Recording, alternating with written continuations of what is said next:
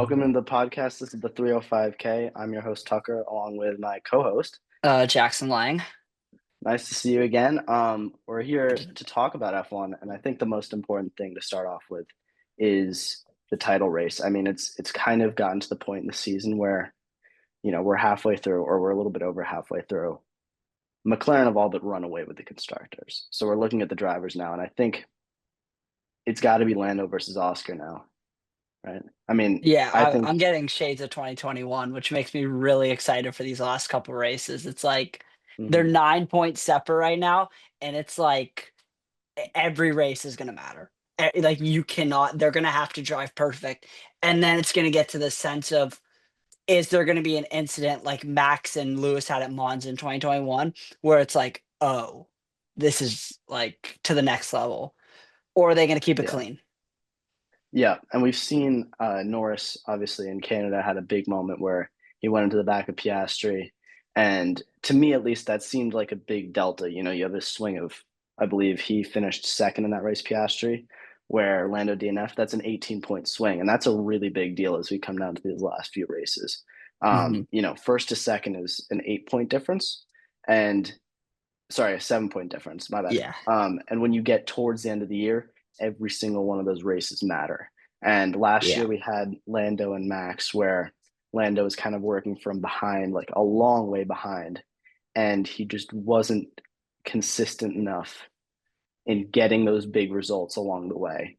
But at the same time, that's a really good experience for him for this year because he's been in the championship fight. He's felt the pressure of, going into these last 8 races or so and needing a result. And Piastri, I think, is mature beyond his years, and he's only been racing in F1 for a shorter amount of time than Lando. He's one of the younger drivers on the grid, but he races like a machine, and he's the only guy on the track who I see and I associate with Max because he's just a killer, and I think he is disciplined enough where he's at the level of Lando, and I think he watched it across the paddock last year. And the Mhm. question will be is can he keep it consistent? And the race in Hungary to me was very interesting because it was the first time when I was a little bit concerned about Piastri's ability versus Lando. You get down to the last 10 laps there, and it felt like Piastri, for all intents and purposes, should have been all over the back of Lando. And it's a hard track to overtake. The only spot really is into the first turn, maybe the second one if you're really close. Mhm. And he just couldn't get it done really. And he had a move on lap, I think the second to last lap, where he almost went into the back of Lando because he was just too far back and tried to force it, had a big lockup. And that was a little bit of an immature move to me. I think that's a sign of a little bit of the cracks that might show when the pressure's on him. And, as we get into the back half of this season, I think that's going to be a big issue that one of these drivers might face. Yeah, I think Piastri so far, like early in the season, he comes out of nowhere and just starts winning these races. Goes on this like what did he take like 4 out of 5 or he took a lot of races near the beginning of the year Yeah. and you're like, is he going to just run away with this championship? But I think as the season has gone on, he's definitely felt the pressure more and more of being in this title fight. And I think you mentioned it, but Lando's experience last year, like fighting Max, I didn't think he was ever gonna win it last year because I thought he just couldn't take it when Hmm. the coming of the late races, and we saw that in Brazil. Max had the drive of a lifetime, don't get me wrong, but Lando had a big chance to just say, "This is my moment to really, like, put the serious pressure on," and he cracked, and Max won that entire race, and Lando finished, like, P6. But I think Lando's experience is definitely gonna be a big factor if he wins this championship from Oscar. I think it's Oscar's to lose, though. I think Oscar is arguably the better driver, and I think he can definitely win it, but is he gonna crack? Yeah, and I want to say a Piastri truther for a while. I came in last year, and he was clearly the second driver in 2024, and he Yeah, got treated absolutely. like that. But I saw the performances that he put in. His first win last year in Hungary wasn't domination, but besides the pit stops that they put in for him, he had a really good drive and he was very consistent. Azerbaijan, another one, that was his second race win. He Mhm. held off Leclerc as much as it pained me to watch that race, finishing ahead of Ferrari. But it's Yeah. he's shown really good consistency and really good maturity. Mhm. And coming off pretty much ever since Australia, where Lando won the Yeah. first race, Piastri had a moment, and it was kind of everyone turned to Lando and said, "Oh, maybe you are the man in front of the Yep. field this year." Piastri had a really good run, like you said, where he was dominant.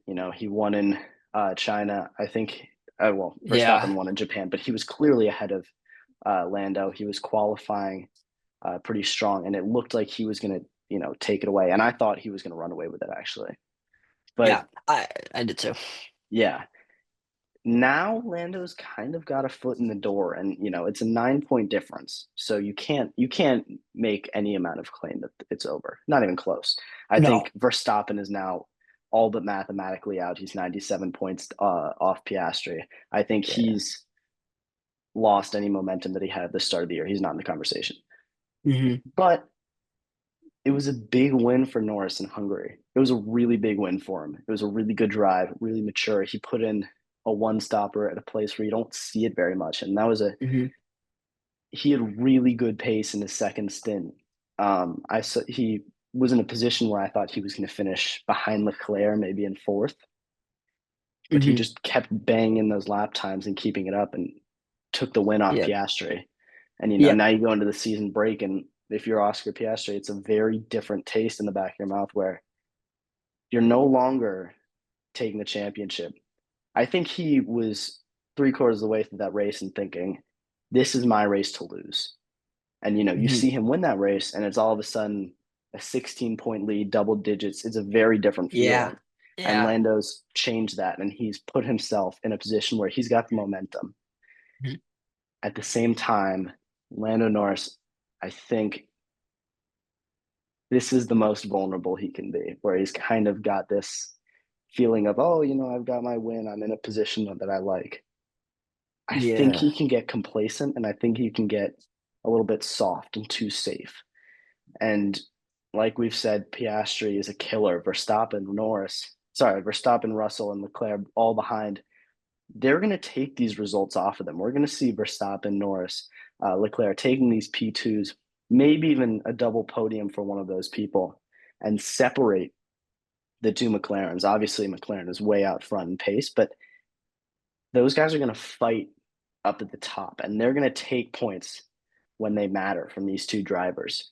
Yeah, I think Max is going to be a very strong factor in the Netherlands, and I know what Lando won that race last year, but I don't think that matters because it's Max's home race. It's one of his last home races for Mm-hmm. the time being.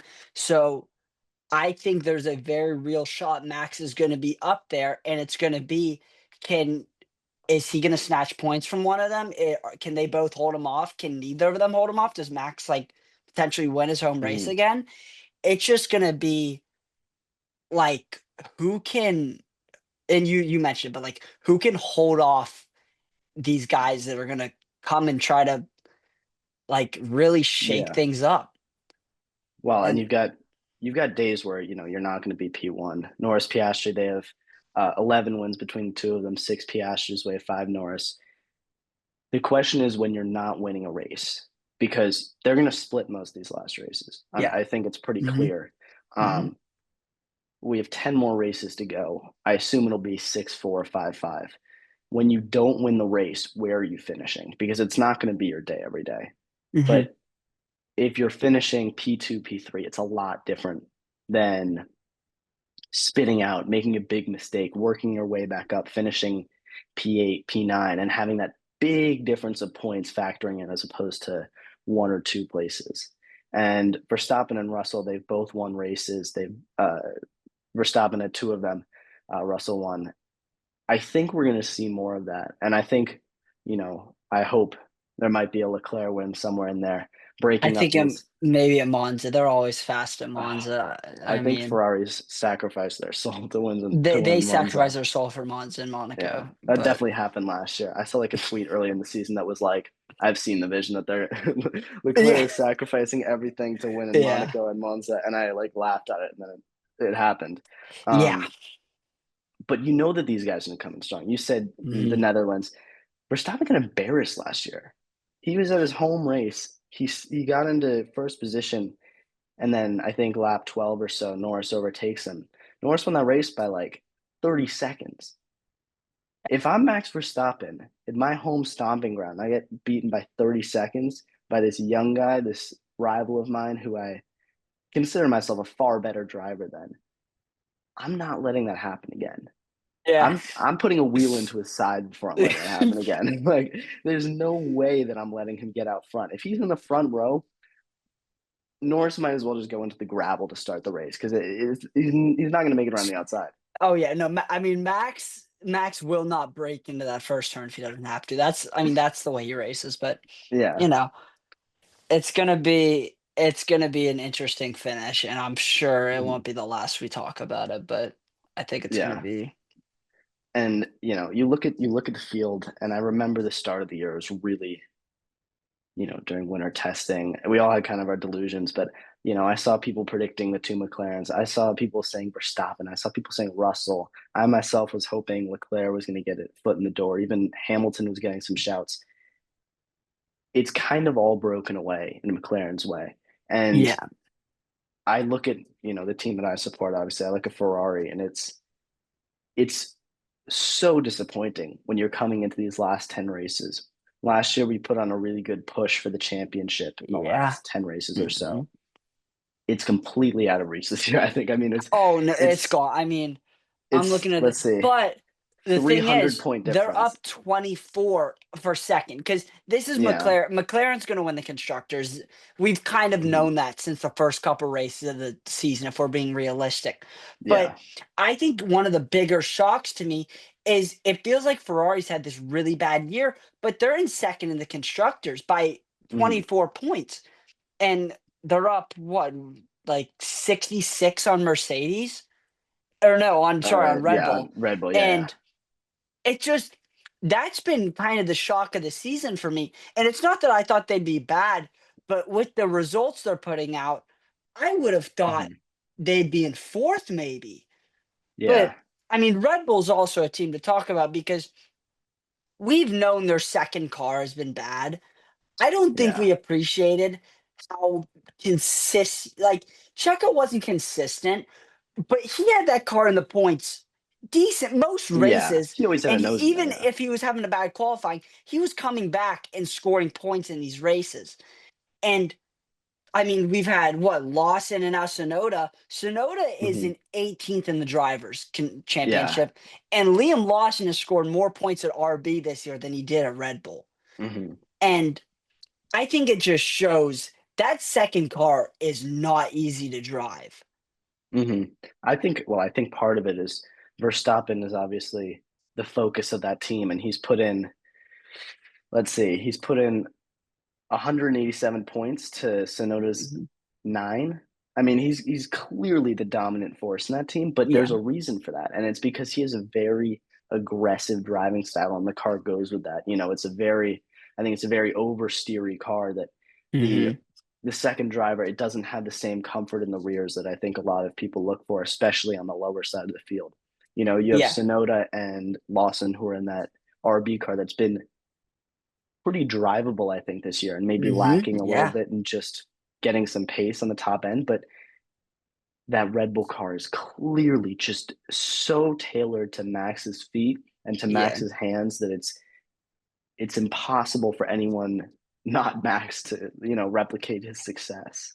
Yeah, I saw, and you've probably seen this too, but Albon did an interview a couple of years ago, and he basically said, as the season goes on, Max wants the car faster and faster, and it's like getting Hmm. hard. And I forgot what his exact words was, but they keep tuning it to Max's standards, and it gets Yeah. harder and harder to drive throughout the year because Max wants it like faster and faster in like I think you were mentioning oversteer and just like Yeah. he just wants it quicker to drive, and I don't remember the terms. He described it much better, but it's Yeah. clearly getting changed throughout the year to suit it completely to Max. Hmm.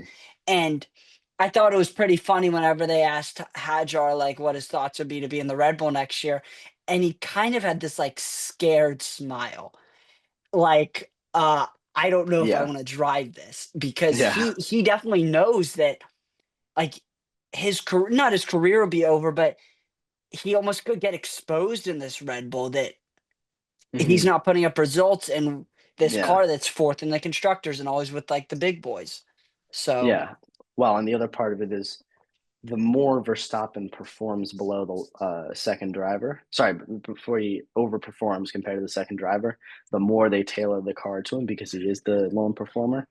yeah. And we saw, I mean, when you look at the grid, you have Gasly, you have Albon, you have, Perez who's off the grid now. They've been in that car, Sonoda the same way, Lawson now too, Mhm. had that second Red Bull seat and the pressure or the car itself. We used to say it was the effect of being behind Verstappen with Gasly and Albon, because they just struggled for performance. But I think really it's the car, and it's impossible to have this sky high expectation when you're Red Bull that they have held their drivers to Mhm. when you're making a car that clearly doesn't suit 90% of the grid. And Yeah. this year, I think they got to the point where, you move around Lawson and Sonoda 4 races in. And yes, Lawson was far worse than, Sonoda's. He's got a Mhm. couple points finishes. He finished P9. And, Lawson, I think, finished 20th in every single race, or he finished last on the road in all the Yeah. races for Red Bull. But something has to change because you can't have a one-man team. And next No. year, they've clearly been on a downward trajectory. They've lost Newey to Aston Martin.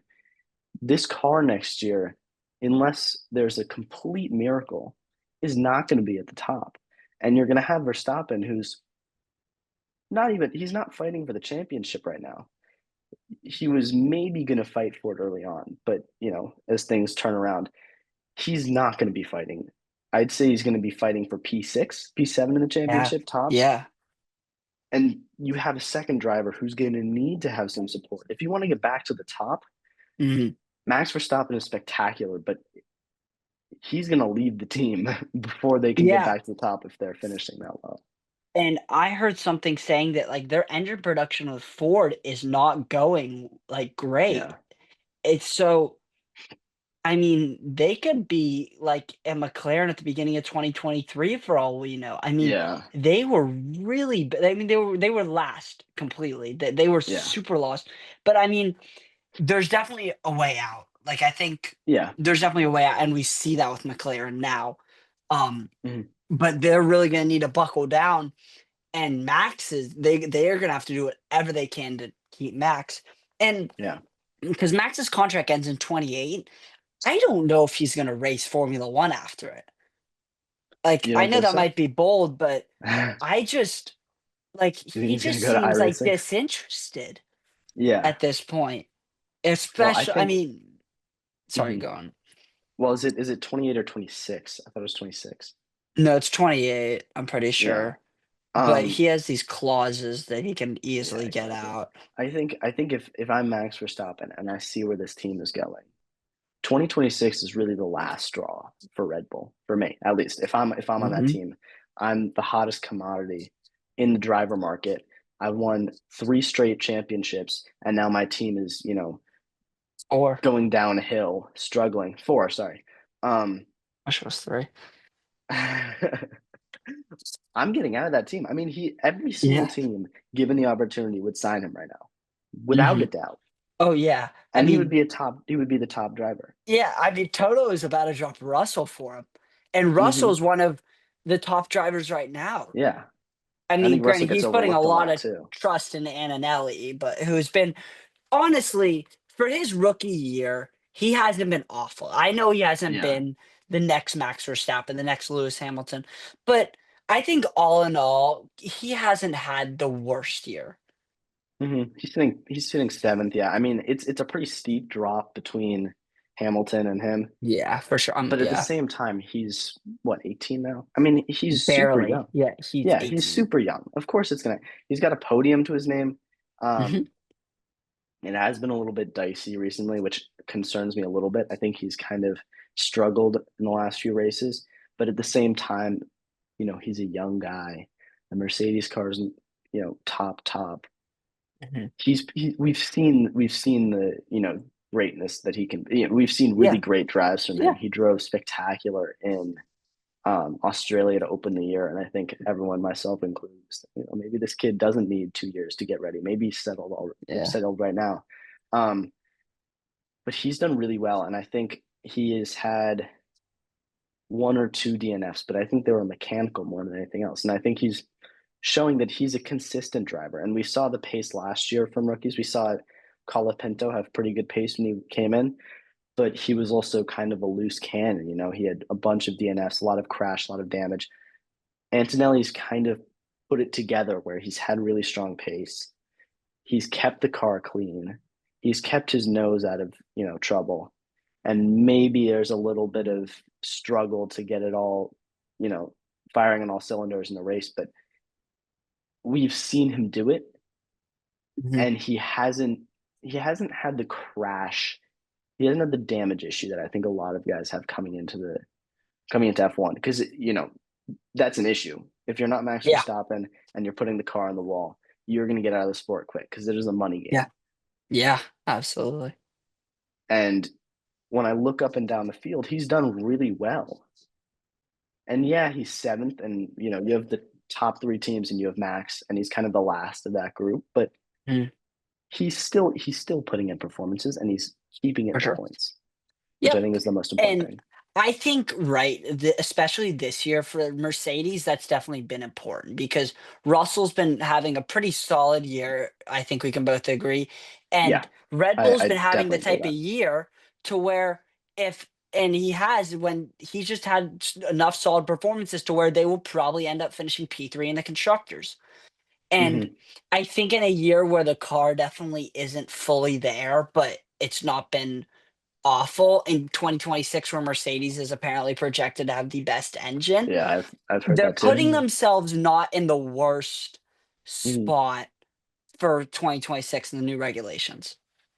Yeah, well, and you talk about 2026 and with the drivers, I think the way that it's going right now is I do see Russell and Antonelli re-signing. They both have. Yeah. I Yep. think Mercedes has two empty seats for Yeah. 2026, but I think it's going to just refill what they have now. Um, and so you look at the top three teams, top four, you know, I'll include Red Bull, even though I don't think they'll be there. Maybe of Aston Martin in there too. They're going to have mostly the same driver lineup. And I think even Red Bull's going to keep Sonoda as the number two. I think they understand that Yeah. it does need to Yeah. develop. Hmm. Um, and I look at Ferrari, I've died with Ferrari this year. It's been a rough year, but Yeah. I take it they're second, but it doesn't feel like the No, year I before. hear Absolutely no no for wins. sure. Of Yeah. course. Yeah. Yeah. Yeah. Um, Lewis Hamilton is going to have to be the second driver, and I can't see it any other way. And I know that people want him to get the eighth. I know that I want him to get the eighth too. He just doesn't have it anymore, and I think you No. have to accept that Leclerc is number one. No, I completely agree. I think next year's probably going to be his last year. That's my guess Hmm. because he's kind of shown this year that he's not even like his 2023 self. Because I think if you Yeah. put 2023 Lewis Hamilton in this Ferrari, it would be a bit different. I don't think it would be crazy different, but I think it would be different. Yeah. Um, but I think next year's going to be his last year. I think these new regs are going to give him a bit of enough hope. And if he really has Hmm. like a really good start to the year, then we have an interesting conversation on our hands. But I do Yeah. think Leclerc is going to be the number one driver and the number one driver going forward. Yeah. And I think it's the question in my mind is, can Lewis Hamilton perform as a number two? Because he's done the best job of any driver as a number one driver for around about 15 years now. Even more than that, I think, when you put it all together. But he needs to fall back and he needs to be that supporting role. And he'll have his performances. If Ferrari has the car there, he'll have performances. He'll have a race win or two if they can put him in a car that's fighting for the top. But he's going to need to be the one who isn't thought of first when they're developing the car. And Yep. it's hard to do that as a driver. And the Red Bull seat has been the epitome of that, but it Hmm. happens all up and down the grid. And Lewis Hamilton right now, you can see how much of a mental game it is for him. And Hmm. he hasn't really I don't think he's focusing on the number two aspect of himself right now. I think he's focusing on the fact that he's way behind where he wants to be, period. Yeah. And it's clear that it weighs on him a lot. And Hmm. honestly, it's being exposed now more than anything else, is just how in his own head he is. He's coming out after the race saying, I'm useless. I can't do anything. I'm useless. He says, like, after Belgium, where he locked the rears, which is super weird. I think that's not entirely his fault. He says, never happened to me before. I don't know what to say. It's never happened. He's in his own head. And I think this 3 week break, I hope he can write it because he's had good performances. He's finished fourth 3 times. You look at zero Hmm. podiums and it's a sour taste, but he's finished fourth 3 times. He's been there. And he's Hmm. only 21 points behind George Russell. Sorry, I messed that up completely. He's Uh, only he's only about he's 42 points behind his teammate. yes, Um, that's correct. which sounds bad, but at the same time, it's his first year in the car, Yep. and he's having arguably his worst year ever, and he's still P6 in the championship. That's not too bad. Hmm. Um, and I see videos on Twitter. I saw a video of him outside signing autographs, and you could hear someone yelling at him somehow, like over the over the whole crowd, yelling like, don't forget who you are, Lewis. Like, don't forget you won 8 world championships, 7, whatever you want to call it. Yep. But Lewis Hamilton goes over and you could see him like shaking the dude. Like, he went out of his way to shake his hand. And I think that's really what he needs to hear. Yeah. He needs to remember like he's not any of these guys in the grid. He's Lewis Hamilton. He's the Yep. greatest of all time. He's Yeah. won 7 world championships. He's won more Yep. than double. Well, I shouldn't say that. He's won double more than anybody else in the grid besides Verstappen. He is that guy. Yeah. And he doesn't just lose his skill. It doesn't happen. He's Hmm. maybe in his arguably his worst position. Then he's arguably lost a little bit of skill, but he's still going to be up there. And he's got the Yeah. experience where he can put um, a subpar performance and keep it at the top because he is Lewis Hamilton. I mean, it's Yeah. you forget it, but it's true. No, and I mean his whole motto, his whole career has been "Still we rise." It's always on the back of his helmet, Hmm. and I just think like saying, "Don't forget who you are," or who you are, like that is the epitome of his message. These whole Hmm. years has been like, "We will rise and overcome adversity," and Yeah. obviously, 2021 was something unlike potentially any driver will ever face again. But Hmm. I think that he's gonna need to potentially just realize, okay, I have like a year and a half left, less than that. Like, I need to just figure it out, like, get the mental state completely right, and Hmm. like figure it out, and just you know Be race Lewis Hamilton. Yeah. exactly. Be Lewis Hamilton race like Hmm. I don't know. It's a Yeah. weird it's definitely a weird situation though, you know? Yeah. People have talked about the 8th world championship the moment that it was announced he was coming to Ferrari. And I don't think it's impossible, but I do think it's not likely. I don't think he has the pace over Leclerc to win an 8th world championship. I think maybe if Ferrari just run away with the car next year, he could have a chance. I don't think that's going to happen realistically. I think you got to assume that it's going to be relatively close no matter what. But take a step back and you look at this, he doesn't need to win the eighth. I mean, it would be spectacular, but it's probably not going to happen. And I Yeah. think even if he goes in with Ferrari next year, and Lewis Hamilton, Charles Leclerc, very, very arguably the best pair on the entire grid. Yeah. and they bring home Ferrari's first constructors championship in what would be about 18 years, I believe. Yeah. Um, that's a spectacular achievement in itself, Mhm. and that's something that solidifies him as the greatest of all time in my mind. Yeah, no, absolutely. I think if it potentially in his last year he comes because realistically, even if Ferrari has the fastest car on the grid, I don't think he can outdrive Leclerc for 24 races. Hmm. I just don't think he I can agree do with it. that. Um, but if he can come into this like not struggling, but never not like the best Ferrari team Yeah, he's and definitely on his back foot, and so are yeah, Ferrari. and help them win a constructors, and I mean, even if they do it in a dominant margin, that's like, Hmm. oh, like Yeah, they'll probably look at Leclerc, but it's like, look who is you need 2 yeah, drivers to win a exactly, constructors. You need 2 exactly. drivers. And So we saw Ferrari last year with that chance, and I think part of it, in my mind at least, was Carlos Sainz struggled with some consistency, and I think mhm, that there were obviously it was I think an 8 point difference, so you can point to any one result, and that's a big change. But I think Sainz had a few more issues that were a little bit of a maturity thing to me. Azerbaijan, he had a crash that really could have been avoided. He struggled in Brazil in the rain. The same thing with Canada as well. With an experienced driver like Lewis, even if he's not on the pace of the main driver, that's really important. We see a second driver helping out. We see the importance of, for example, Bottas, who's clearly not the same caliber as Lewis. He clearly wasn't the same caliber as mhm. Verstappen, but he's putting in enough to Yeah, get that team over the edge in a year where it was a pretty absolutely. even battle in 2021. I'm talking about. It was a Yeah. pretty even battle between those two cars, but Mhm. Bottas was just more consistent. Yeah, absolutely. But I mean, Bottas was one of the better second drivers we will ever Hmm. see because he knew his role and he was good at it. He was consistently.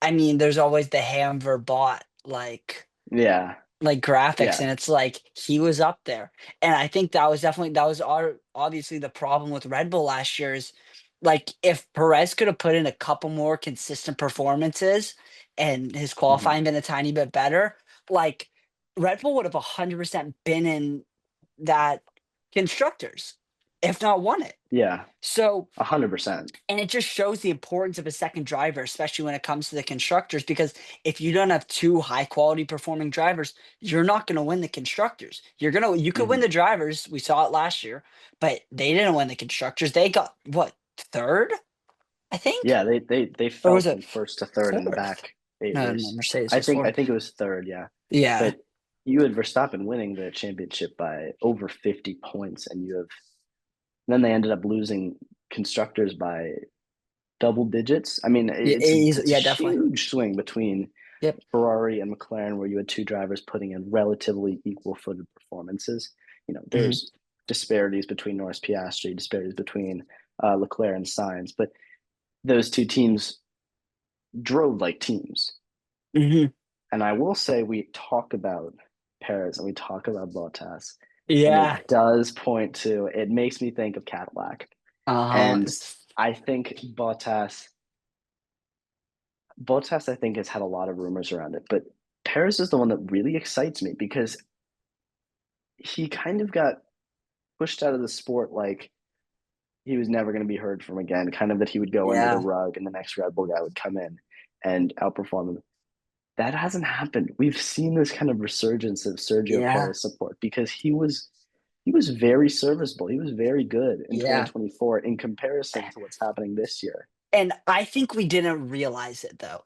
I think Hmm. seeing Perez's performances, we saw, oh, this guy's finishing P18, P19 in qualifying, not making Q3. And but he was also having some decent drives. And we're like, "Oh, well, he's just bad, and this car is so fast that, he should be finishing." But it's completely got exposed, and it's kind of given me, and I assume yourself, like, a new Hmm. vision on his season from last year. And, I mean, you also mentioned it earlier, F1's a money sport. This guy brought in the most sponsorship money out of Yeah. any driver on the grid. And I'm sure as a new, like, team, Cadillac would love to have someone like that. Not to mention they're, an American-based team too. It's a kind of North American Mhm, uh, team that could really use that marketing. They have great branding for that. But I mhm, think every time I think about Sergio Perez now, it reframes from last year, where he kind of had these moments that when he left the sport, I thought about Azerbaijan crashing with signs. I thought about Hungary crashing in qualifying. I thought yep, about, you see P8, P9, P12, P8, P8. mhm, Now it starts to shift back for me. Now I start to think, in the early part of 2023 when he was winning races, when he was finishing right up there with Verstappen before it kind of dwindled a little bit and he moved down. 2022, he won a few races. It was a little bit of a question about a championship. He had times in 2021, obviously we think about the defensive, but the racing that he put in as a driver, he had some really good performances on the mhm, offensive too. yeah, And you got to think about 20th to first in the racing point too. I mean, that's one of the most unbelievable performances we've ever seen, and now it kind of just gets forgotten. yeah, This guy has the talent, and I mean, you put him back in a car like Cadillac, where we might see them have a decent season. I mean, it's not realistic to say that they're going to fight like up at the number one spot, but if they're like Racing Point in that car where they're kind of P5, maybe even fighting one of these top teams that has a little bit of a development issue, Red Bull, yeah. Mercedes, Ferrari, even McLaren. One of those teams in my mind is surely not going to be the best of the best, the cream of the crop. They could be down with a Williams, with a Cadillac. And we might see Sergio Perez start to come alive again and find a way back into the sport. Yeah, so I looked it up. So they're gonna have Ferrari engines next year, Cadillac. And Mm-hmm. honestly, I think they're this big kind of question mark, but an interesting one at that. Like we really don't know what to expect. And we don't even know their drivers yet. I think Yeah. it'll easily be one, if not both of Sergio Perez and Valtteri Bottas. Yeah. The Um, sorry to interrupt. The only other no. one that I've heard thrown out there is Alex Dunn, who's in the McLaren development program. He's fifth in Yeah. F2 right now. I personally think that I can't really decide in my mind whether I think that Cadillac is going to go for two veterans. Like Yeah, that's the exactly thing what I was about thinking. yeah, the thing about Bottas and Perez is that they kind of will give a couple years. Maybe that's what they want, maybe to settle into the sport, and then you Mhm. start to go for young talent. But I think, and I don't know what you think about this, so I'll pass it over to you. But maybe you do want a young guy to start, maybe spur a new age for your team. Have a Max Verstappen, maybe Yeah. have a Kimi Yeah, no, Antonelli. yeah, I definitely don't know how they're gonna go about it. I think it's a very interesting kind of conversation for sure. Because on one hand, I feel like you really do wanna get settled into the sport. That's a big deal, I think. And having 2 veteran guys like Bottas and Perez, like, you can definitely potentially have a decent year depending on the car you have. But on the other hand, do you want like a Bottas or Perez like mentoring, like you mentioned it, like a Dunn Hmm. or I don't really know. Yeah, I haven't been following F2 that close, but yeah. like I'm you that I'm have sure that they're gonna have at least one of the older guys to get a for sure, foot down. for sure. Yeah. It's just, are they gonna have a mentor or like? But then a question we don't think about is, are these guys gonna want to mentor someone? Hmm. Or are they gonna just wanna be like, "All right, well, I'm trying to like, get my career going again. I'm, like, fighting for myself here. I'm not fighting to help Yeah. you. Like, I want us to do well, but I wanna get back into it. Like, I wanna potentially who I think knows." Press is a chip on his shoulder for sure. And he might not want to Absolutely. take that back seat to, a unproven young guy when you're Perez, you're thinking, I've raced at Red Bull. I won constructors championships. I am a Yeah. good driver and I don't deserve to be.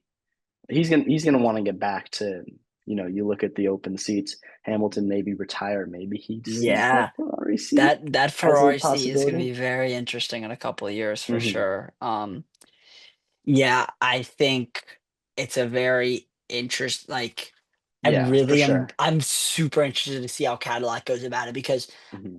the thing we don't mention, and we can keep this quick, but I mean, they could go 2 rookies for all we know. They could go like, "All right, we're going for a fresh start," and Yeah. we're gonna grow these guys to have this driver pairing that potentially in a couple of years could seriously, Hmm. seriously be like one of the best on the grid. Challenging. But Yeah, 100%. And next year is going to be a pretty stark contrast to this year, where when you look up and down the grid, every team is finished in the top six. Um, Even Alpine sitting last. Gasly's been up there. He's challenged. yeah, And McLaren's broken away at the top, and I think the rest of the field have kind of turned their focus to next year. It's going to be very spread out. We saw yeah, Red Bull in 2022 and 2023 crush the regulation change, and it put them way ahead of everyone else. Is that going to happen again? Probably not. It's probably not going to be a huge difference between the top one, the top two, and the rest of the field, but we're going to be spread out. We're going to have, the first mhm, qualifying session is going to have like a second and a half, 2 seconds of difference between the top and the bottom. yeah, Um, and Cadillac, I don't think are coming into this sport expecting to be eighth, ninth, 10th, 11th in the championship. I think they're trying to be the best of the rest. They're trying to be fighting with, yeah, with Williams, maybe Aston Martin too. And that's the big one for me is I do look at Aston Martin and I do look at the fact that Adrian Newey's on that team and we've got this big mhm, regulation change. It feels yeah, like he's coming on at the right point for them. And with that team, you look at the driver lineup and you've got Fernando Alonso and you've got Lance Stroll.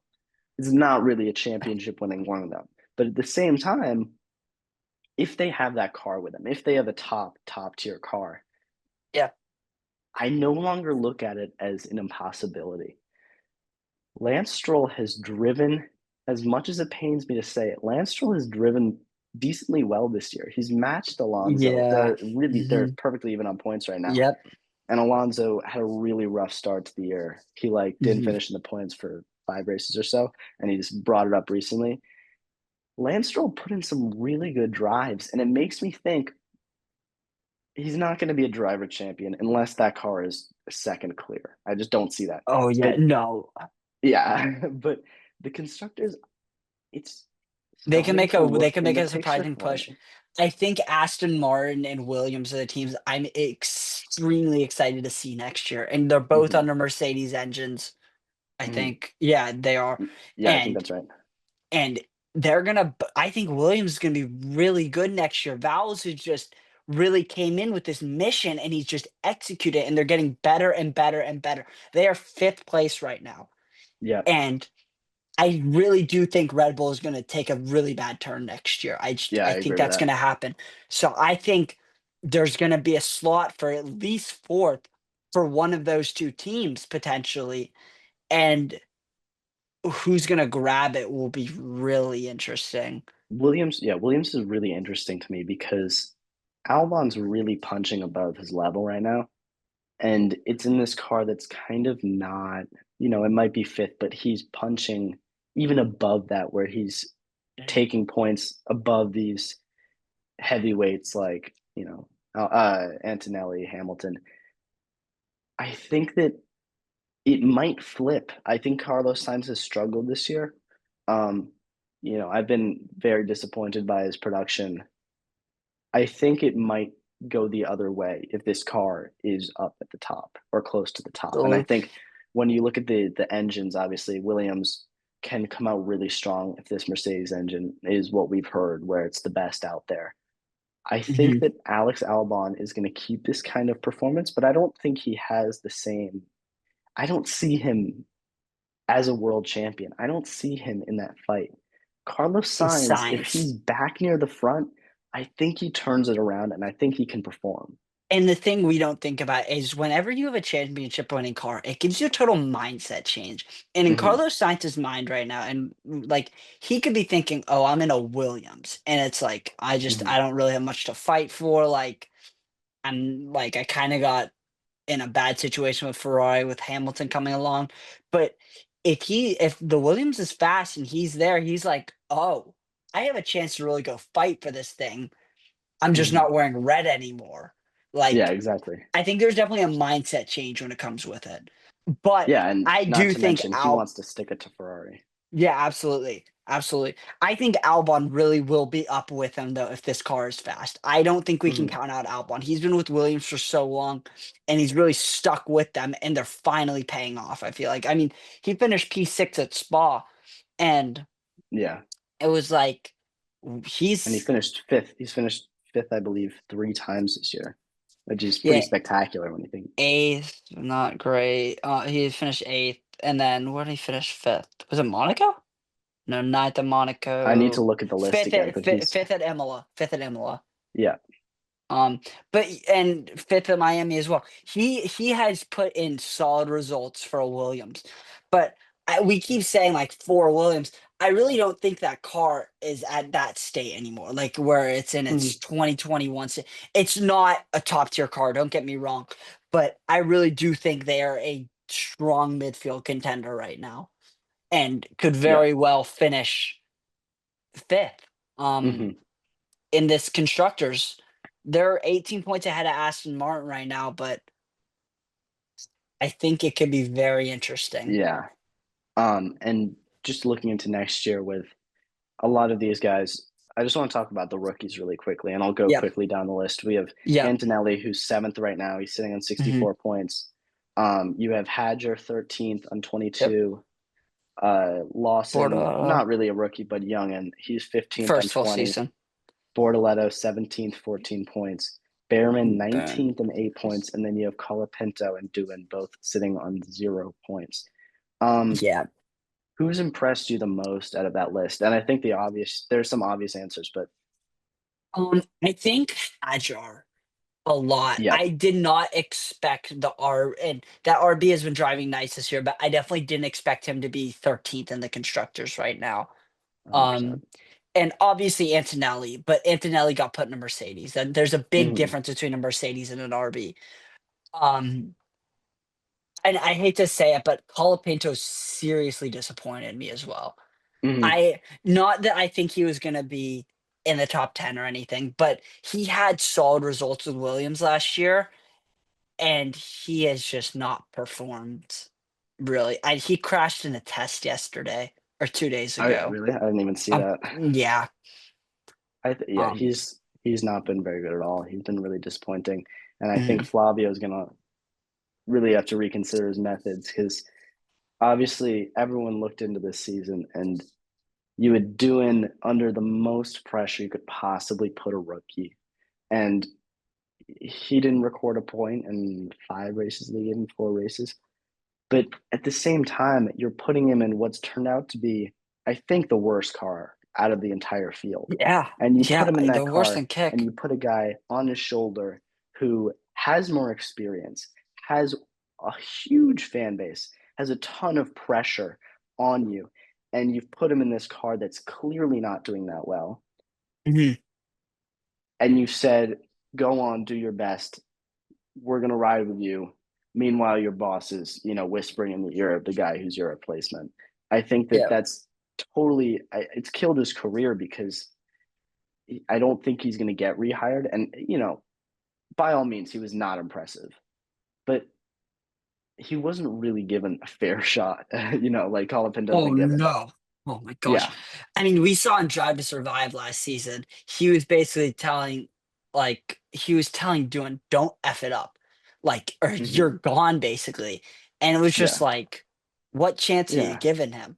So it just Yeah. And I did I want don't to think he say was yeah. the most disappointing rookie in my eyes this year has been Ollie Behrman. And I Yeah. really, really want this kid to succeed. Last year, he had maybe the best first race that we've seen since Lawson with Red Bull. I mean, finishing P7 in a Ferrari was really impressive in Saudi Arabia with all those G's. His first time in an F1 car. Spectacular start to his career. And everyone, Mhm. myself included, giving him a lot of praise, heaping it on, and, Mhm. thinking maybe Yeah. this kid is the future after we lose Lewis. Mhm. And he was good in the Haas last year as well when he was given the time. Yeah. I just he's sitting on 8 points. Ocon has done decently well. He's gotten 27. He's sitting Yeah. 10th in the championship. Meanwhile, Behrman Yeah. is sitting 19th, I believe. Yeah, it's just unimpressive. He hasn't done anything to make me think that this kid can be like fighting up there at a later point in his career. And I think we're just going to see him flare out. His highest finish is P8. Yeah. It's just not. It's not good enough. Yeah, I it's been a very interesting year for sure, but I definitely think considering where Ocon is, it's definitely not Yeah. a good year by any means. Yeah, and I Um, think the biggest issue is he just hasn't just been forgettable. You don't think of. exactly. I can think of a performance that a person is, but besides Colapinto and Dillon, I can think of a performance that these drivers have put in where I think, wow, that was a pretty decent drive. Besides Sonoda as well, I should say. I haven't had it for Bierman. I had it for Bortoletto. I had it for Lawson. I had it for Hadger, and I had it for Antonelli as well. Yeah. It's just not there. You don't. He hasn't No. had a moment where you look at him and say, "This kid has the potential." I see it in his Yep. driving. Yep. And now that we're talking about it, I've been pleasantly surprised by Gabriel Bortoletto, and I don't think that he's overperformed by any means, but I'm kind of getting on the hope train for him. He had a really good finish in Hungary. He's shown that car to be decent. He's gotten into Q3 a couple Yeah. times. He's been pretty decent and he's been pretty strong. And the Yeah. Sauber is with the rest of the field, but it's still not. I mean, they're sitting P7 No. right now, but that was That's kind of okay. because of a one-off Okay. They've performance.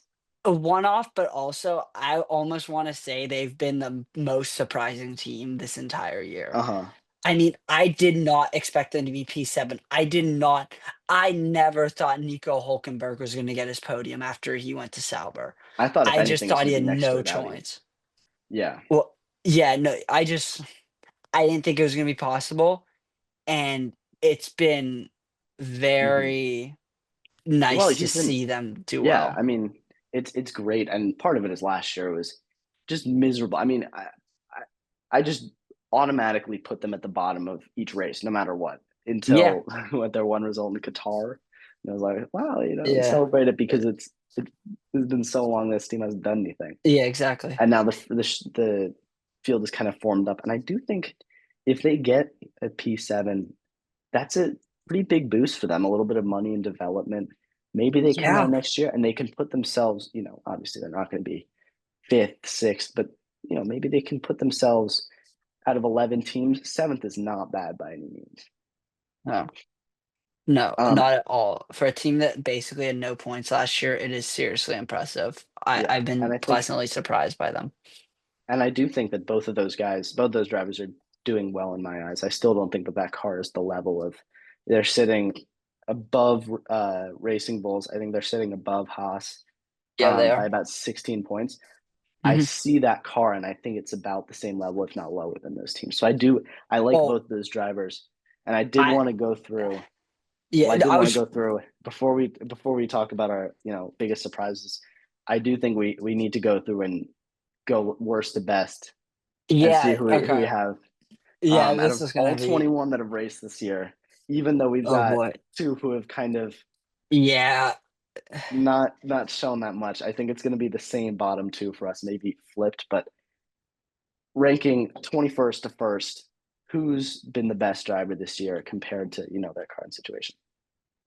yeah, I mean, I just think pure talent, I've seen Oscar Piastri at my one. I Yeah. know he's in a McLaren, but he is driven, like, seriously impressive. That 4 out of 5 span at the beginning of the year was some of the best is probably the best driving we've seen all year. Um, so yeah, I'd Hmm. have Oscar Piastri in my one even in a fir in a McLaren. It's uninteresting. I go the same way. I think it's hard to, obviously, I think you have Norris too, Mhm. correct?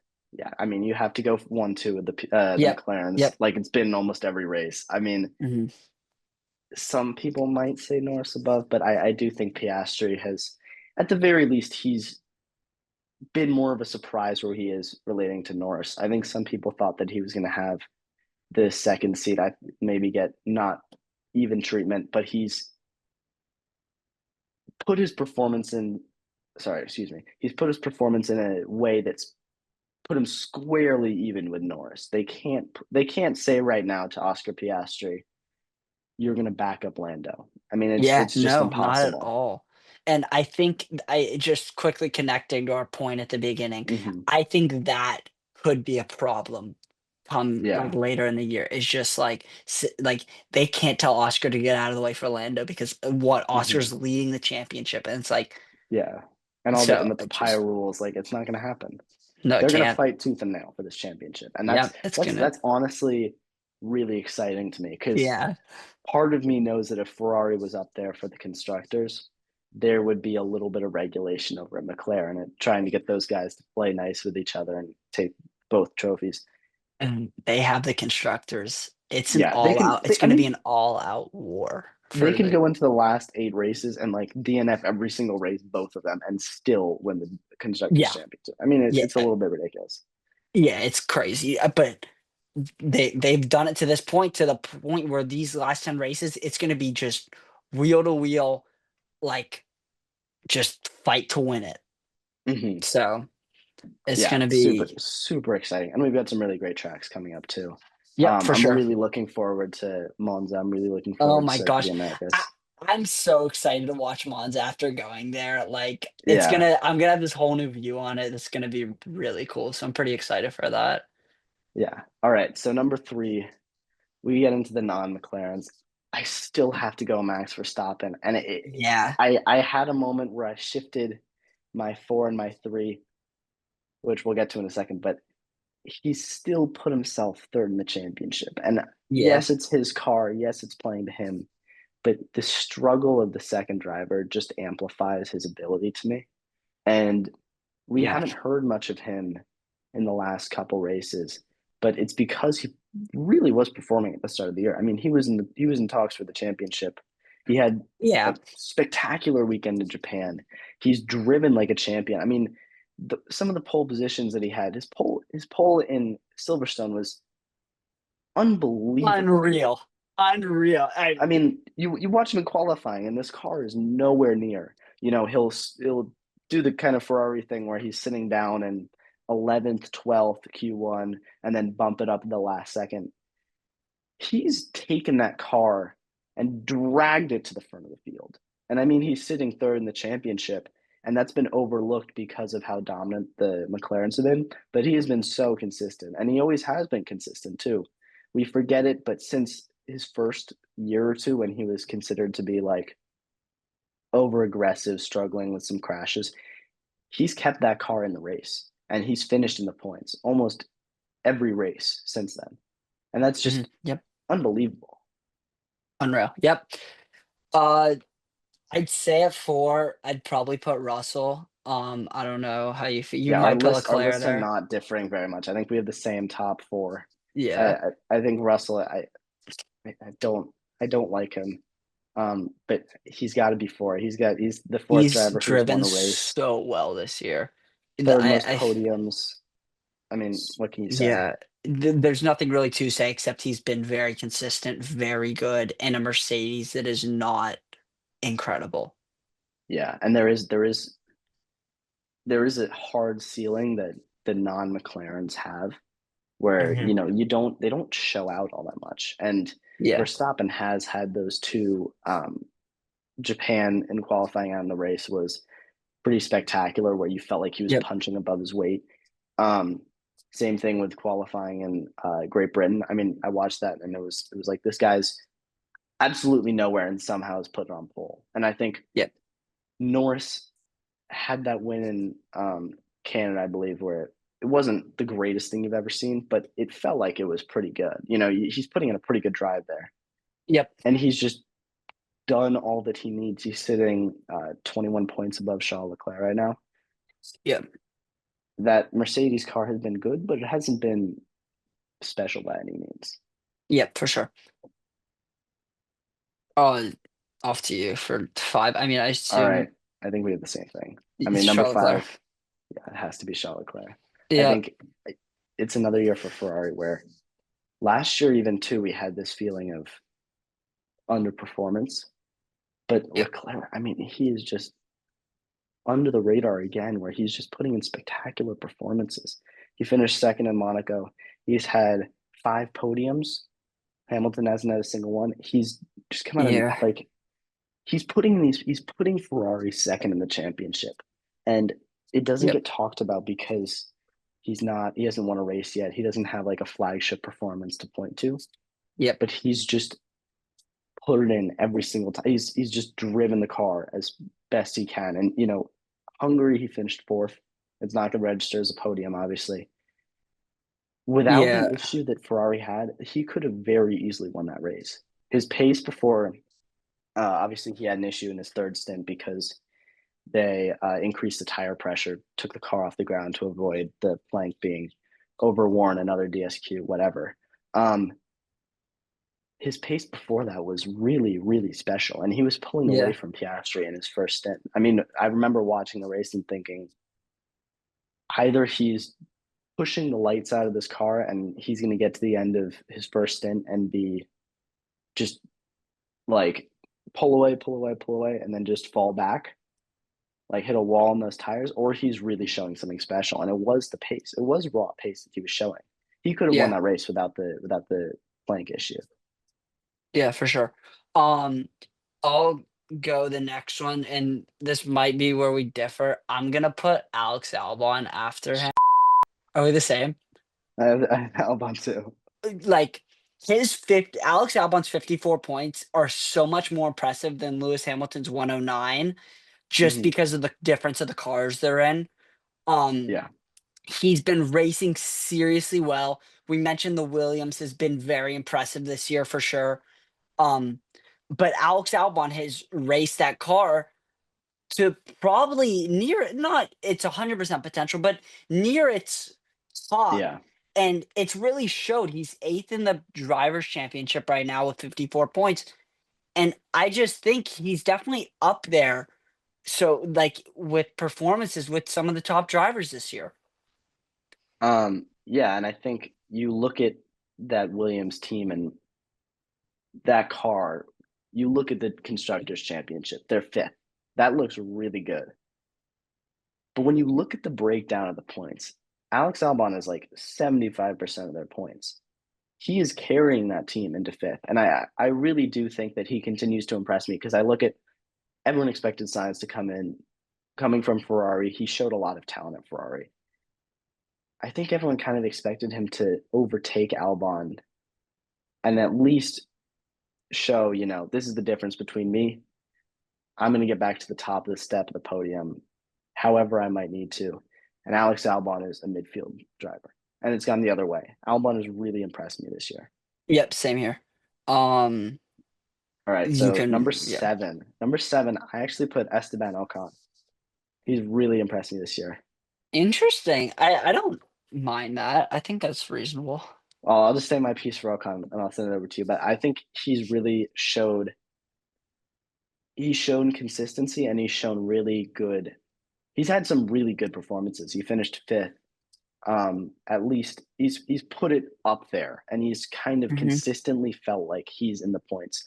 Whereas his teammate, like I've talked about, Ollie Behrman, disappointing. He's not really at the same caliber. The difference between those two has really shown. I mean, Esteban Ocon proving himself to me, finally away from a French team. Yeah, I'd say for my seven, and this might be crazy, but I'd probably say Hulkenberg. I know he has like a lot of points from Hmm.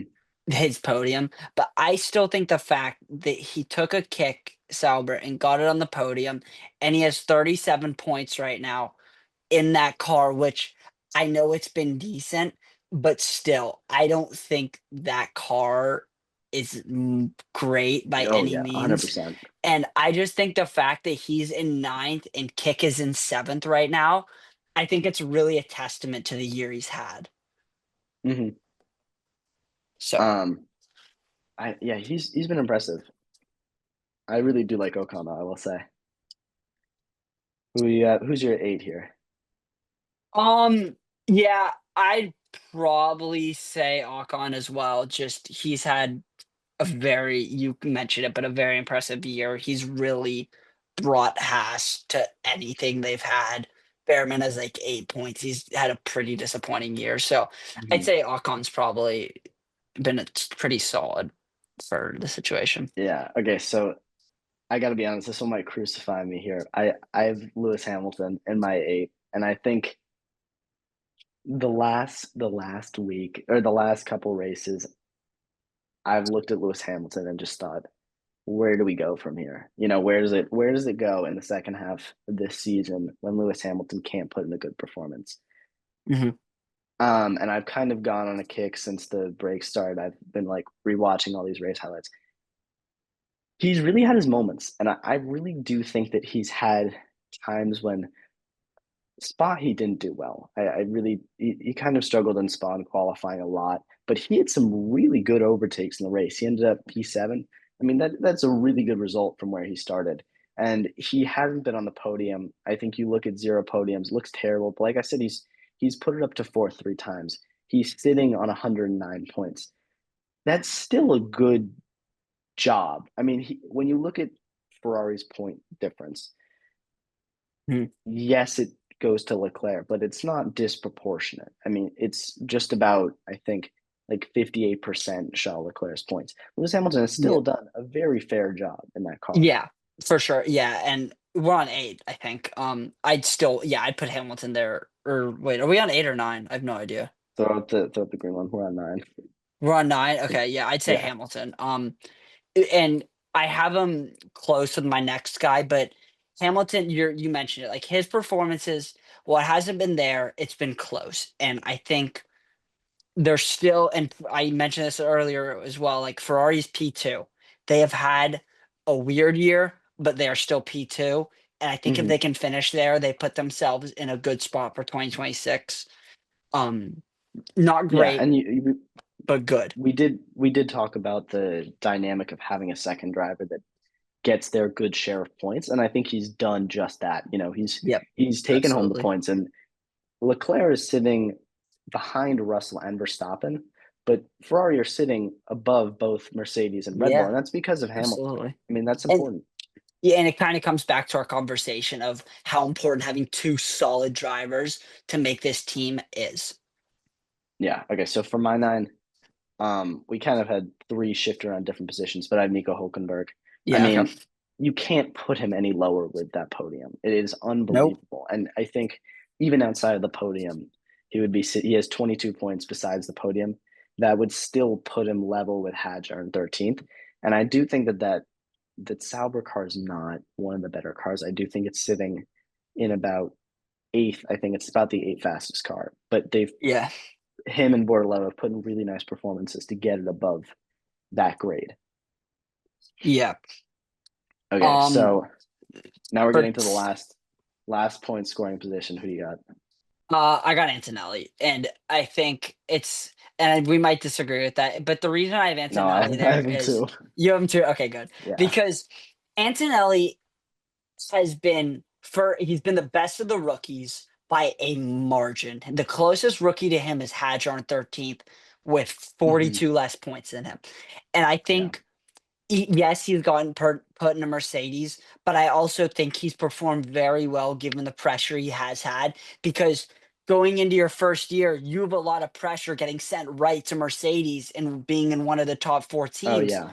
I mean, they made a Um, Netflix documentary about him yeah, getting and that check. Toto's like, you're gonna have all the pressure, all this, all this, all Yeah. this, and I think he's coped with it pretty well Yeah. Hmm. because he could have potentially scored more points. I mean, his teammate Russell's 172, which is a lot compared to his 64, but I'm giving him some slack. He's a rookie. He has a podium.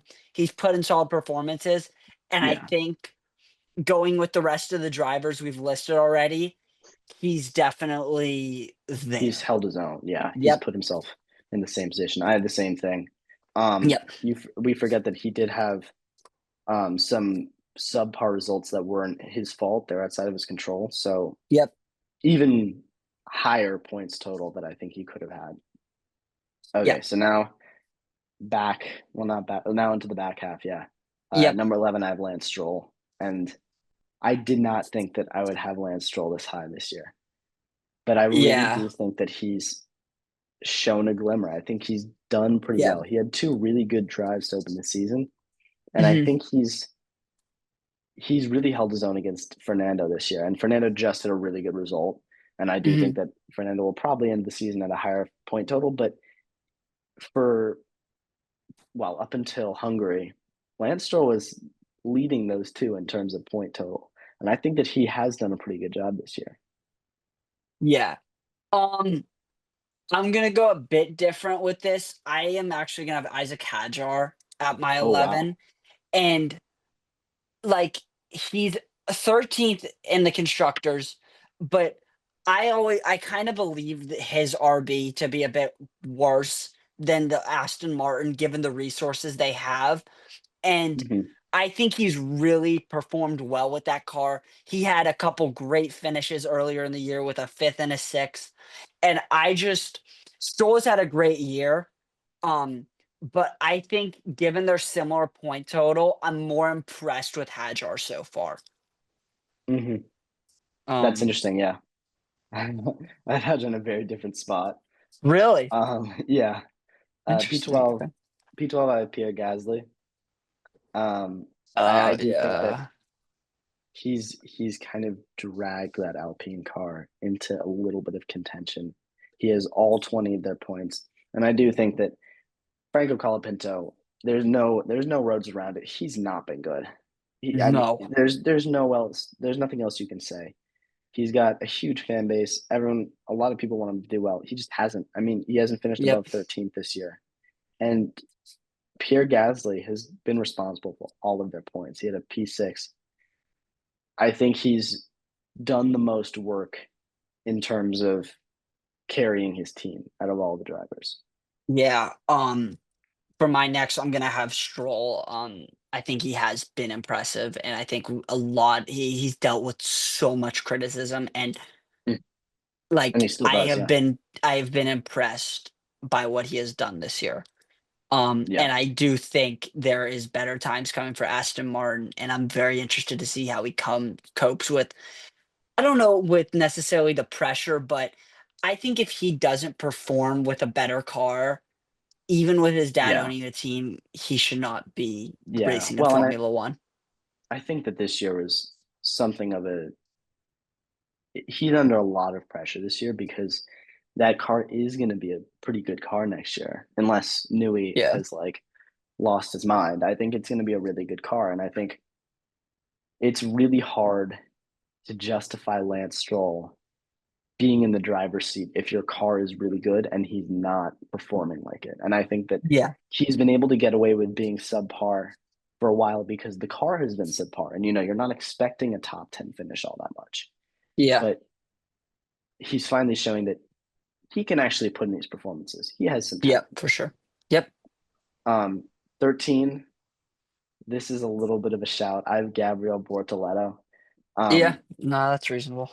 I think that it's like I said, I think both Sauber drivers are punching above their grade. And I Yep. think Gabriel Bortoleto, he has had some really good finishes and he's had some really good drives. And while he's sitting 17th, it's a little bit hard to do. He's sitting Yeah. 17th, but he's driving a tractor. And I think he's done a really good job.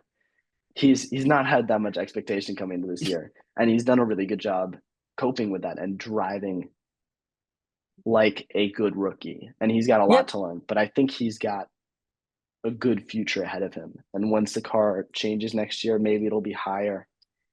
It's going to look really different for Gabriel Bortoleto. Yeah. For my 13, I do have Pierre Gasly.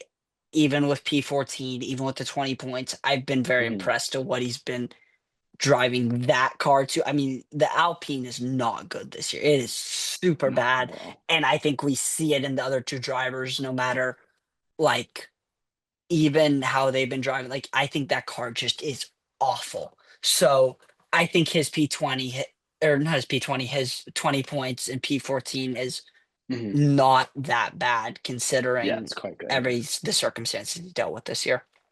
Mm-hmm. All right, 14th now. Who are you looking at here? I got Bortoletto. You mentioned most of it, but he is super impressive. Getting Mm-hmm. put in a kick as a rookie is definitely probably a bit worrying for him because on one hand, if you have a really bad year, it's like, will he ever be able to perform? But also, Yeah. you're going into being a kick or driving a kick, so it's like it's a hard situation, but I think he's driven it very well for the circumstances that he's in. hmm My So, 14th pick is Isaac Hadjar, which is three spots yep. below where you had him. So it's a little bit different.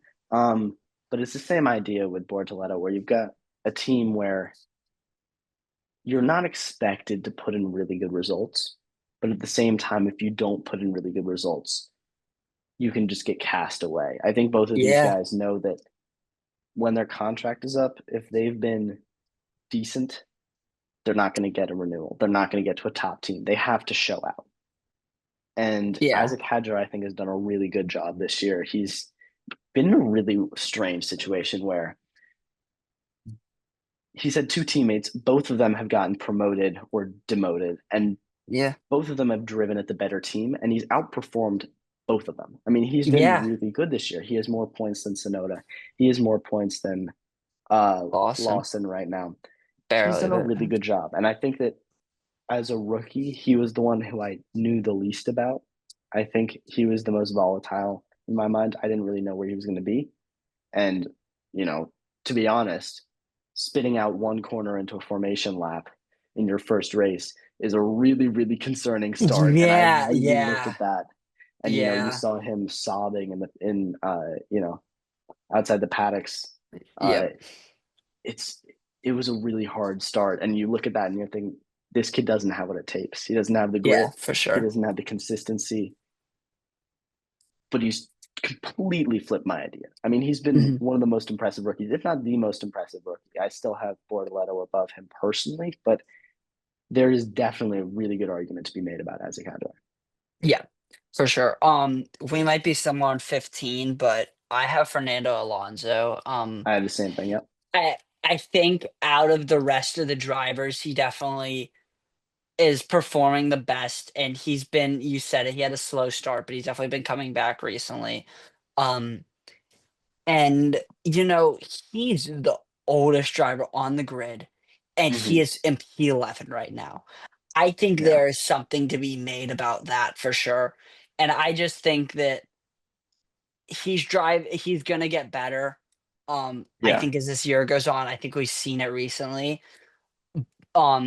But I don't think he's kind of at the level of the guys we've mentioned. But I also, with the rest of the guys, I definitely think he stands out as the best. And I think that for what it's worth, he is the guy who we expect. And I say expect, I think we know that he's going to be there. And you have a decline when you're getting older, but he's pretty solidly in a position where he's going to perform pretty well out of those lower Mhm. teams. Yeah. Um, so 15th for him. For me, it's not super impressive, but it's consistent, and that's what really matters. As we get lower here, I think it's guys who have struggled with showing me that they're going to be a solid driver and consistent. And on that Yep. note, 16th, Liam Lawson. I think Yeah. for me, I look past the first races at Red Bull. I can point Yeah. to that and put him dead last in the list. I mean, Yeah, for those sure. were embarrassingly bad, but he's done an okay job since coming to RB. He's 2 points behind Hadjar. There's an argument to be made that if he started the year at RB, he would be above. I just don't Yeah. think. I think his career is in a really weird spot because he had that chance at a big team, and even though, in my opinion, it's not really a fair chance given that car, it Yep. still is seen as you raced a Red Bull and you didn't prove yourself. So I just Yeah. think there's no way for me to stomach putting him any higher than this. Yeah, no, I'm in the same spot. I just hmm I think the beginning was rough. I think he was very cocky, but he's done a very good job of coming back to RB, not being like moping around, oh, I'm an RB now. Like, he's done the most with his car, and he has salvaged 20 points so hmm far, and he'll probably get some more. So I think for the situation, it's not the worst. Yeah, I Um, definitely agree. so and then kind of have this like these 2 drivers. I don't really know where to go with it. What do you have for 17? 17, I have Carlos Sainz, and I Okay. really, really these I want to put Carlos Sainz even lower, and I can't really do it because these the two guys or the four guys that are below him, but the two guys who I had kind of competing with, it's just been so disappointing for them. Carlos Sainz came into Williams, he outqualified Ferrari. Um, I can't remember if it was Australia, but it was really early on, and everyone kind of looked at that and said, "Oh, he's gonna come back. He's gonna stick it to the machine. He's gonna be, he's gonna pull Williams up to the same level as Ferrari." He hasn't done it, and you Mhm. know the crash that he had in Australia has kind of set the tone. He's a mile behind Alex Albon. He's a mile and a half behind Ferrari. He's been serviceable, but he's not been good by any Yep. stretch of the mind. He's got 16 points Yep. from the team that's sitting in fifth. It just hasn't been good, and it hasn't been impressive. I think a lot of people expect him to kind of do really well in a lower team and force his way back into the top. I don't see any way that Ferrari, McLaren, Red Bull, Mercedes, I don't see any of them turning and thinking, we have an empty seat. You know who we need is Carlos Sainz. I don't see that. Yeah, he needs to definitely do something, He needs to pick it up. Yeah. yeah, that's exactly right, he needs to pick it up, so, um, Who do you have? yeah, I have Sainz there, and then Hmm. I have Sonoda over Behrman. Um, he just he's been very disappointing on one hand with his 10 points, but on the other hand, that second Red Bull car literally might be the worst on the grid, which Yeah. is crazy to say, but it looks like it is so hard to drive. It's completely and I say exposed, but it's exposed Lawson and Sonoda in a way Hmm. where you're like, okay, this is not Yeah. normal for a car. So that's why I give him a Hmm. bit of slack there. So Yeah. I yeah, I have Bierman here just because I think that, well, for the sake of argument, honestly, I do think that Behrman has some amount of future ahead of him, even though yeah, this year he hasn't shown very well. But next year, he still has a contract. I think he'll still be at Haas for a regulation change. He'll see a different car. Yuki Tsunoda, I just think the clock is going to get to him. There's only one guy who can beat Father Time, and he's racing for Aston Martin. But Yuki Tsunoda, he just has been in that shadow where you say, oh, he'll be the next second driver. He'll be the next second driver. yeah, And he's now there. He is the next second driver. He's yeah, their second driver, and he's not performing. And I think yep, that maybe you get a car out of the regulation change that is less oversteery, is more of a comfortable, fast car that he can yeah, challenge, maybe even challenge Verstappen. But I don't yeah. think that he's putting in a good enough performance right now to No, I don't. I do not look at a either. future. I don't see Yep. him in a car in 2028. Yeah, it's just he's not great. And then Behrman just kind of been disappointing. I expected better of him. Um, Hmm. it's kind of Yeah, just those not those it. two kind of flipped for us, so we Yeah, kind of talked yeah, about it I at think the it same was time. kinda just either. Hmm. And then I have Doohan above Colapinto, and the reason I Same thing. say it the reason I say that is Colapinto had came in with a couple good performances from Williams, and I Hmm. expected better of him. Doohan, I Yeah, had no idea what to expect, and he kind of just matched what I after seeing the first couple like, I just kinda expected that. yeah, But Colapinto, I expected better from. I said, "He's coming into Alpine, I think he could do a decent job and maybe score some points," and he's just been flat out disappointing, he's and been just that's why I have him he's just been last. milk toast, and I think that I'm sure that he will get a points scoring finish in the last 10 races, but you can't have this much expectation coming over the shoulder of doing and just be bleh. I mean, they're both of their top finishes is 13th. That's terrible. And doing Yeah. was doing it in a position where he was in the worst position he could possibly be in. I mean, Yep. he was literally put into a seat for like 2 laps and told, either you finish P7 or we're kicking you out. I mean, there's when you look at it, if you're Jack Doohan, you finish 10th, 12th, 11th, 10th. I still think they kick him off. I still think Yeah. they replace him with Yeah, yeah, yeah. Colapinto.